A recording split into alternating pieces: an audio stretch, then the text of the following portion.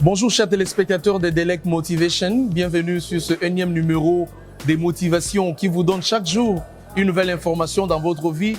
Le but, c'est que vous atteigniez votre équilibre propre, vous permettant de vous épanouir et de connaître un développement personnel. Je m'appelle Dr Delphin Kachelewa, votre motivateur, votre coach depuis un bon bout de temps, votre serviteur. Nous partageons aujourd'hui avec vous un sujet très capital. On sait qu'il y a beaucoup de relations qui se sont rompues parce que seulement à première vue, la remarque a été mal faite et du coup, la personne a pris ça mal. Aujourd'hui, nous parlons de comment faire une remarque sans blesser quelqu'un. Comment vous pouvez faire une remarque chez un enfant, chez un collègue de service, chez toute autre personne sans blesser. Il y a à peine 5 principes fondamentaux qu'il faut respecter pour faire une remarque sans blesser, quel que soit ce que vous remarquez chez la personne ou vous reprochez chez la personne. Vous êtes prêts? On peut y aller? Il y en a 5. Je ne vais pas entrer trop dans le détail, mon timing est bien limité. On va les développer dans les commentaires sur nos différentes plateformes. Première des choses, c'est que il faut choisir un bon moment. Vous savez, le moment, c'est un élément très important parce qu'en choisissant le bon moment, vous avez l'occasion de cerner l'attitude de l'autre, de cerner sa morale, sa psychologie, son attention psychologique.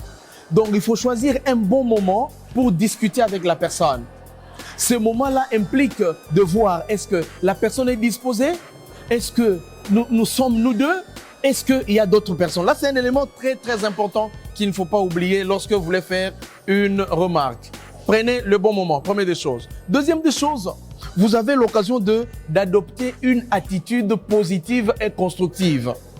L'attitude constructive et positive dont on parle ici, c'est le fait de se concentrer de manière objectivement sur le problème et non sur la personne. Je prends un exemple. Tu m'as fait du mal. Ce n'est pas la première fois. Mais tu m'as fait du mal, ça fait la 3e fois. Mais malheureusement, ce n'est pas sur le même problème. C'est sur un autre problème. Alors, en faisant la remarque, je ne te dirais pas, toi, tu m'as toujours fait. Non.